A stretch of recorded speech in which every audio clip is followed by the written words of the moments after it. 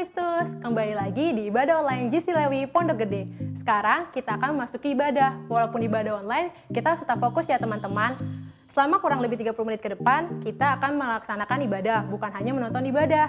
Dan untuk teman-teman yang ibadahnya menonton melalui handphone, bisa dimatikan dulu notifikasinya. Dan untuk teman-teman yang ibadah menggunakan televisi atau laptop, handphonenya bisa disimpan dulu ya. Yuk kita sama-sama satukan hati dan pikiran kita untuk memuji dan menyembah Tuhan Yesus. Selamat beribadah.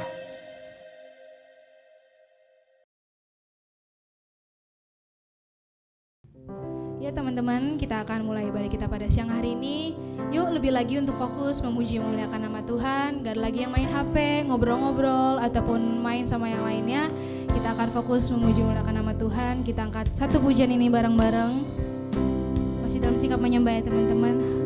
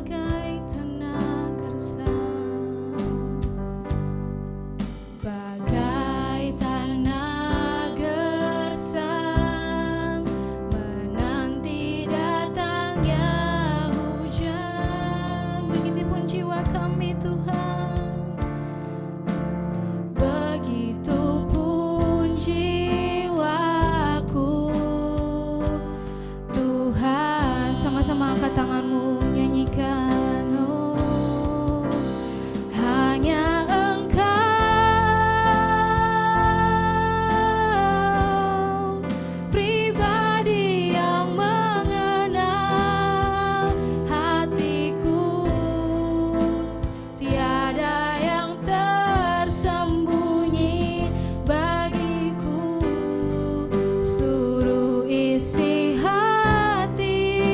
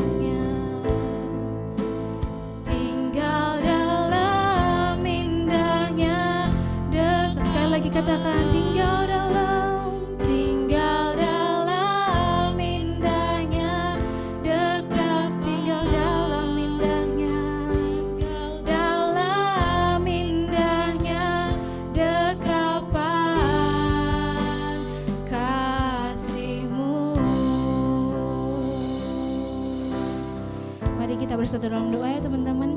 Bapa, terima kasih atas perlindungan-Mu atas kami Tuhan. Kiranya Kau terus memberkati kami dari sepanjang hari ini. Sekarang kami akan memuji memuliakan nama-Mu lebih lagi Tuhan. Kiranya Kau berkati kami, hati dan pikiran kami Kau siapkan terus Tuhan, supaya kami bisa memuji memuliakan nama-Mu dengan lebih lagi. Kami memujikan Engkau dengan jiwa kami yang bersorak-sorai. Terima kasih Bapa.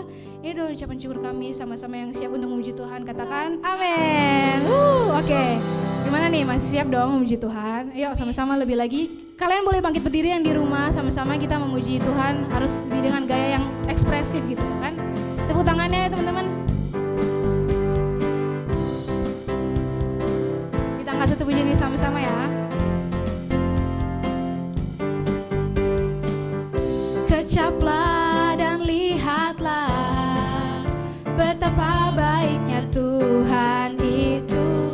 Rasakan dan nikmati kasih setia Tuhan. Kasih setia Tuhan. Katakan dari awal. Kecaplah dan lihatlah betapa baiknya Tuhan itu. Rasakan dan nikmati kasih setia Tuhan. Kasih setia Tuhan. Syukur bagimu Tuhan. Segala hormat bagimu Tuhan.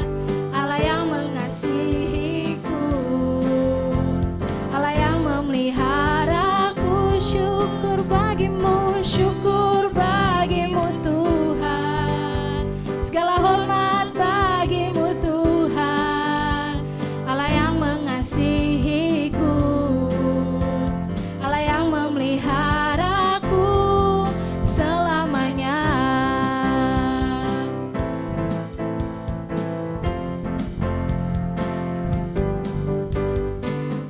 Kecaplah dan lihatlah betapa baiknya Tuhan itu. Rasakan dan nikmati kasih setia Tuhan. Kasih setia Tuhan. Syukur bagimu Tuhan. Segala hormat bagimu Tuhan. Allah yang mengasihiku, Allah yang memeliharaku. Syukur bagimu Tuhan. Segala hormat bagimu Tuhan. Allah yang mengasihiku, Allah yang memeliharaku selamanya. Ayo kita ulangi dari awal, semuanya makin semangat lagi dong. Tepuk tangan sama-sama ya. Katakan kecaplah. Kecaplah dan lihatlah betapa baiknya Tuhan itu. Rasakan dan nikmati kasih setia Tuhan. Kasih setia Tuhan. Syukur bagimu, syukur bagimu Tuhan. Segala hormat bagimu Tuhan. Allah yang mengasihiku, Allah yang memeliharaku. Syukur bagimu Tuhan. Segala hormat bagimu Tuhan. Allah yang mengasihiku, Allah yang memeliharaku selamanya. Selamanya. Sekali lagi. Selamanya. Haleluya. Oke teman-teman, semuanya dipersilakan untuk duduk kembali. Kita akan siapkan hati kita lebih lagi untuk mendengarkan firman Tuhan. Sekali lagi jangan ada yang ngobrol, main HP, yang lain-lainnya, atau tinggalkan dulu aktivitas yang lain. Kita mau fokus lagi untuk memuji memuliakan nama Tuhan. Oh, Jesus. Siapkan fokusmu, pikiranmu hanya untuk Tuhan, teman-teman.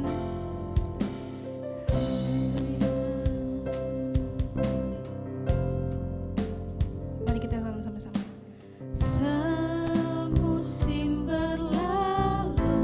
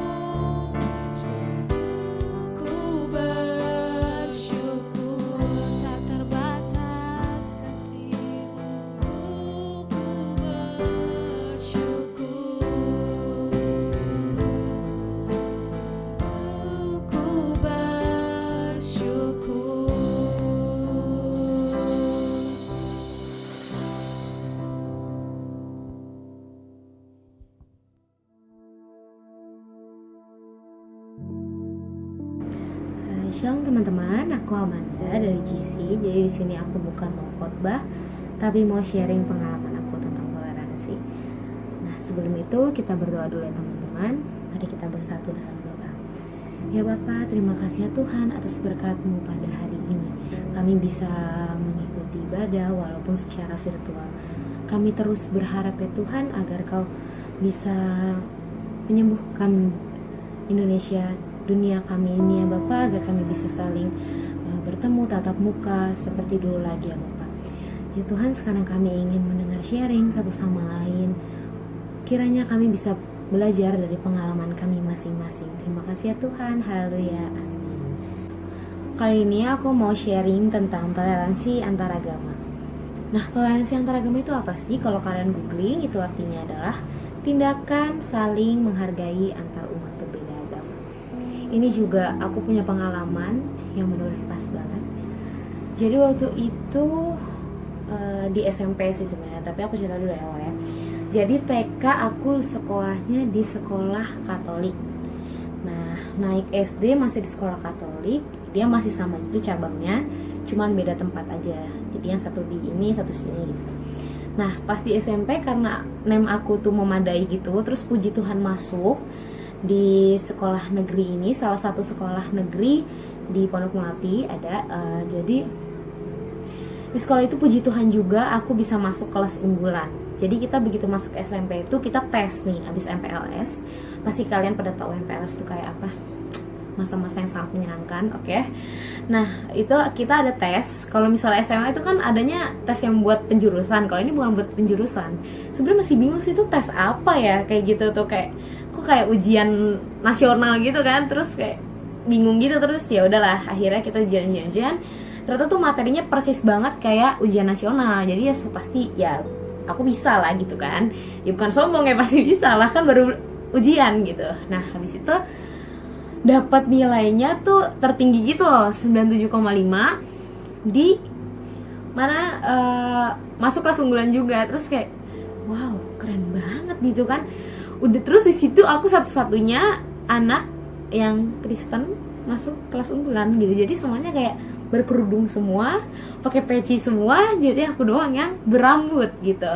Oke, itu kayak first impression tuh kayak langsung aduh, gimana ya gitu. Kayak pasti kan mikirnya kayak udah, karena dari kecil udah satu lingkungannya tuh udah yang satu agama gitu kan, jadi bingung kayak aduh gimana, kayak minoritas banget. Nah, terus di sini aku juga mau kasih tahu. Jadi tuh aku adalah pelopor seragam lengan pendek dulu di SMP itu, karena aku mikir aku kan mau masuk OSIS waktu itu.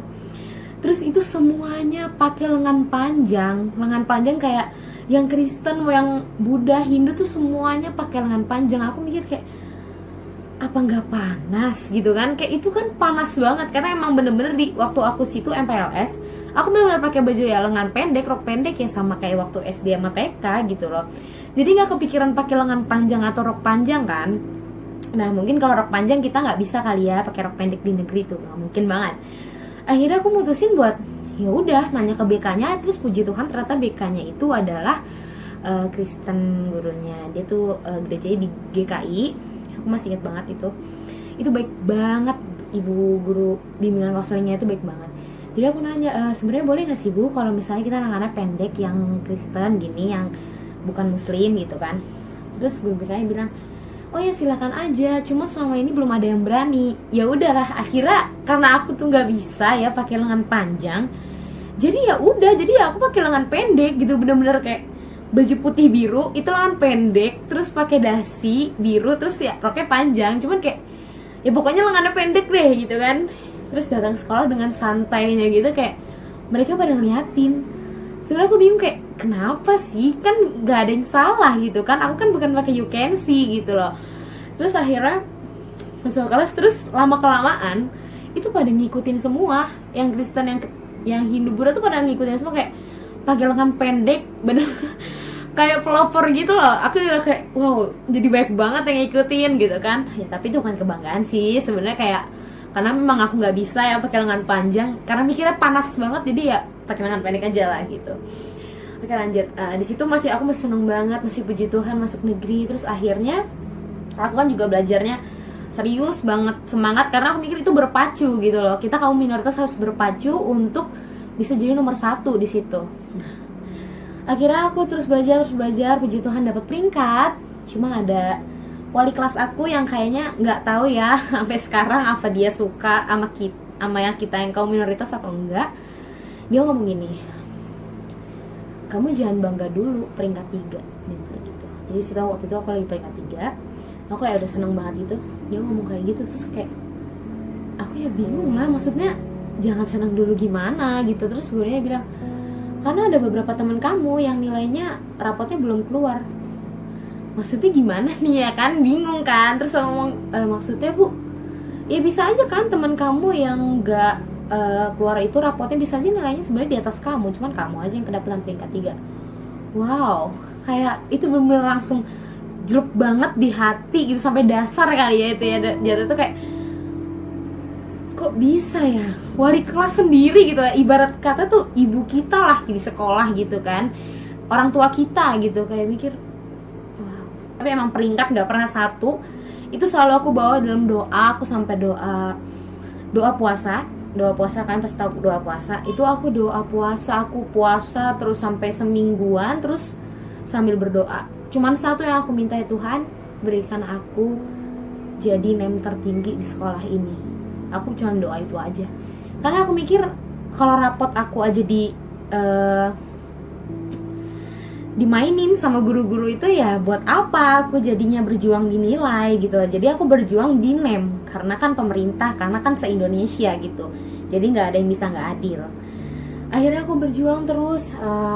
Pas mau hari H, ya aku belajarnya tetap nggak terlalu kayak parah banget, kayak ya udah belajar terus kayak sebelum masuk udah kayak panik tuh enggak. Jadi aku tuh bener-bener aku ngobrol, aku makan sama aku ngobrol ya gitu kayak ketawa. Terus teman-teman aku yang lain yang notabene peringkat 1, 2, 3 gitulah yang di atas aku, itu mereka benar-benar pada belajar. Itu nggak ngobrol sama sekali, dan mereka diem-dieman cuman buat belajar baca buku. Dan mereka beli buku khusus untuk UN. Ini aku nggak bohong, nggak sombong, emang aku nggak beli buku karena aku nggak mau mikir kayak, aduh sayang duit orang tua kan, 200.000 buat beli buku yang isinya sama aja sama buku pelajaran tuh buat apa gitu loh. Asal kita ngerti konsepnya kita pasti bisa gitu, aku mikir gitu. Oke. Jadi aku masuk ke ruangan ujian tuh udah kayak biasa aja, santai, tapi kayak takut juga sih, karena kan belajarnya santuy banget. Jadi kayak aduh bisa nggak ya gitu kan. Ini pokoknya patut banget dicoba ya guys. Nah habis itu aku ngerjain, temen aku tuh yang lain udah kayak kelimpungan. Emang aku juga kelimpungan, cuman akhirnya puji Tuhan selesai duluan gitu kan. Akhirnya keluar lah aku. Udah terus berjalan. Akhirnya keluarlah hasil ujian nasional itu. Ya aku kayak aduh peringkat berapa gitu kan. Puji Tuhan, dan benar-benar Tuhan tuh kasih itu buat aku. Tuhan benar-benar kasih aku peringkat tertinggi, NEM tertinggi di sekolah itu. Kayak ya Tuhan Yesus baik banget. Tuhan Yesus tuh baik banget.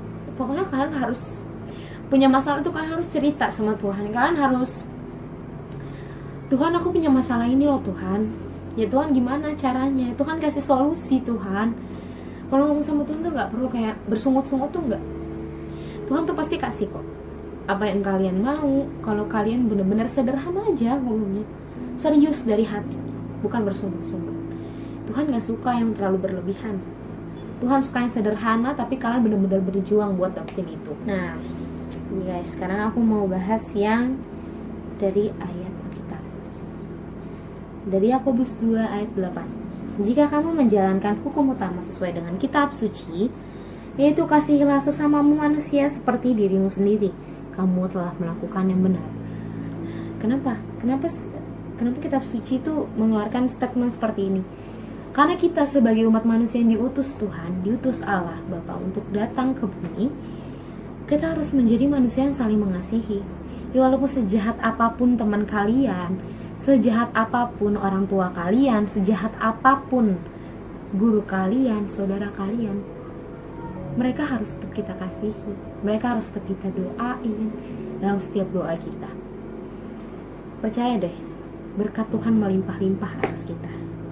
Oke, Jujur sebenarnya pasti kita remaja kayak gini pada males banget baca Alkitab, ibadah, apalagi online kayak gini. Pasti kalian pengennya datang, bisa ngobrol-ngobrol sama teman gereja, atau bisa main setelah pulang gereja gitu kan. Pasti pengen banget, kangen masa-masa itu kan. Sama aku juga. Kita semua juga pasti kangen banget sama kalian buat datang ibadah, itu pasti. Tapi yang namanya juga ada musibah Tuhan kayak gini kan, semuanya ada rencana Tuhan gitu. Jadi kita ya sebagai umat manusia, kita harus selalu bersyukur dengan apa yang Tuhan berikan. Nah, justru yang kayak gitu tuh, kalian harus jadi contoh buat teman-teman kalian yang kayak gitu. Mau yang dari agamanya Muslim, dari agamanya Kristen, Katolik, Hindu, Buddha, Konghucu. Kalian harus saling mengingatkan kalau misalnya kalian tahu memang hari itu mereka harusnya ibadah gitu loh. Kalian harus mengingatkan, kamu bukannya ada sholat asar jam segini, atau enggak yang satunya, kamu bukannya gereja hari Minggu ini. Itu pasti dunia berwarna banget dan damai banget kalau ada manusia-manusia kayak gitu tuh. Kalian harus kayak gitu pokoknya ya. Oke, ada lagi dari Kolose 4 ayat 6.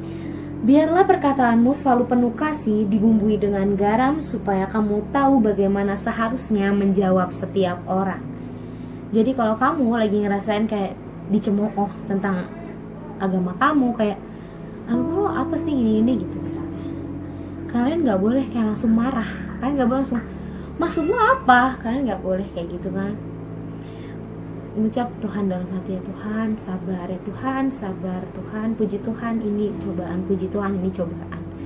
Tuhan tuh terlalu sayang sama kita, makanya dikasih cobaan terus guys. Bukannya karena Tuhan gak sayang sama kita jadi kita dikasih cobaan terus cobaan, gak pernah seneng. Itu Tuhan lagi menguji kita loh, karena Tuhan sayang banget sama kita. Gak semua orang dikasih cobaan kayak gini ya, kalian harus bersyukur masih dikasih cobaan sama Tuhan Yesus. Nah, ada lagi dari 1 Petrus 3 ayat 14. Ini berhubungan banget sama Kolose 4 ayat 6.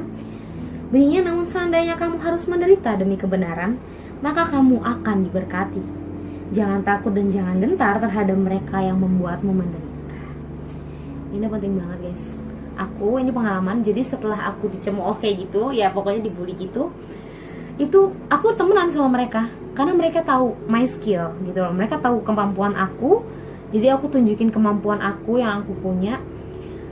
Karena aku nggak mau dianggap kaum minoritas itu kaum lemah gitu. Aku mikir kita harus kuat walaupun kita cuma sedikit, walaupun jumlah kita 2:1, kita harus kuat gitu. Jadi kita nunjukin nih kemampuan kita apa. Misalnya kalian bisa bernyanyi, kalian bernyanyi. Kalian main musik, kalian main musik. Kalian bisa basket, bisa berenang, apapun yang kalian bisa lakuin, kalian harus tunjukin ke teman-teman kalian. Teman-teman kalian pasti kayak, wow, keren banget nih orang. Langsung kalian ditemenin sama dia, sama mereka, kalian langsung temenin. Bener-bener langsung dipepet sama mereka karena kalian mampu. Karena mereka gak mampu. Kalian mampu yang mereka gak bisa. Mereka langsung temenin kamu. Percaya deh, kalian lakuin itu dan jangan sombong. Jangan kayak, sekarang lu temenan kan sama gua, kemarin kemana lu? Main kemana bully-bully gue? Nah, itu gak boleh. Tuhan paling benci manusia seperti itu. Kalau kalian sering nonton Indosiar, kisah nyata, itu ada yang kayak gitu. Jadi aku pernah nonton, itu judulnya apa ya nggak tahu, pokoknya ada. Jadi dia ada pemulung gitu. Pemulung itu benar-benar kerja tiap hari sampai anaknya tuh bantuin. Nah terus ada temennya yang udah kaya gitu loh, kayak juragan tanah di mana-mana. Kayak semua, lu kerja aja sama gue, nanti gaji lo bakal lebih besar. Ya jauh lah dari mulung-mulung kayak gini. Akhirnya yang si juragan tanah itu jatuh guys, jatuh gara-gara sombongnya itu. Tuhan tuh gak nerima manusia-manusia kayak gitu.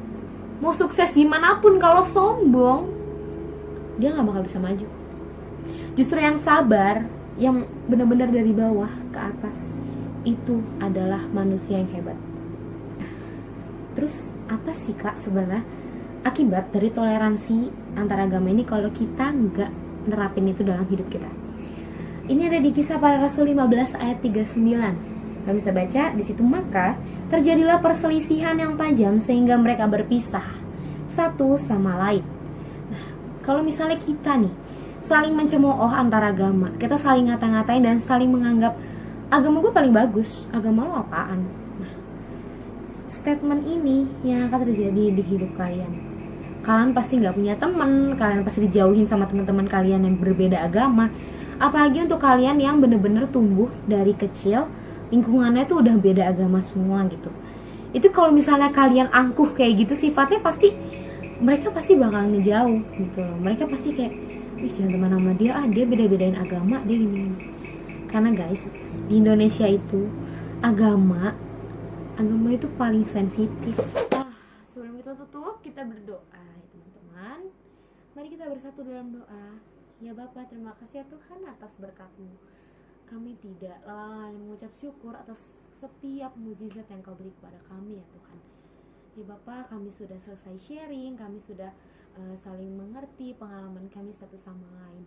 Kiranya kami bisa mengaplikasikannya dalam hidup kami ya Bapak. Bantu kami untuk melakukan toleransi antara agama ini dengan baik. Bantu kami untuk tabah menghadapi teman-teman kami, guru kami, orang tua kami, saudara kami, atau bahkan kakek nenek kami yang melakukan hal seperti itu. Dan bantu kami ya Bapak untuk mengingatkan mereka bahwa itu adalah hal yang tidak Kau inginkan. Terima kasih ya Tuhan atas berkat-Mu hari ini. Terima kasih ya Bapak. Haleluya. Amin. Terima kasih teman-teman. God bless you. Untuk teman-teman yang rindu memberi, bisa langsung memberikan persembahan ke... Saya Sarah, pamit undur diri. Tuhan Yesus memberkati.